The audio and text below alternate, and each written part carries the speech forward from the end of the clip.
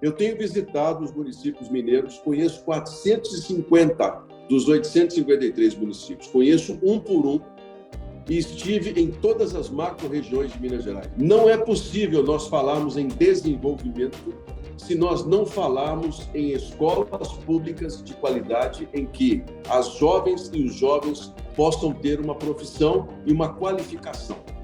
Minas Gerais já teve os melhores índices de educação do Brasil, educação pública, e, infelizmente, nos últimos anos nós perdemos muito.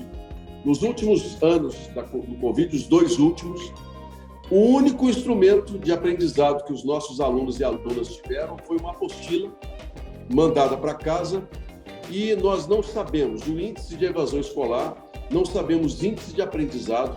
Todos os dados sobre educação pública em Minas Gerais hoje são desconhecidos ou incompletos.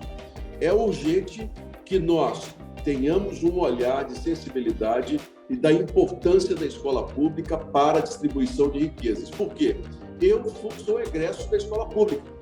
Estudei a minha vida toda, desde o antigo primário até o ensino médio. Aos 12 anos fui engraxate, aos 14 anos me tornei office boy do Banco de Desenvolvimento de Minas Gerais, passei a estudar à noite, e se hoje tenho a oportunidade, a responsabilidade e a gratidão ao povo mineiro de ser um senador, eu devo esse conhecimento a uma escola pública que me permitiu vencer a sorte de ter nascido em uma família muito simples e mudar a minha história.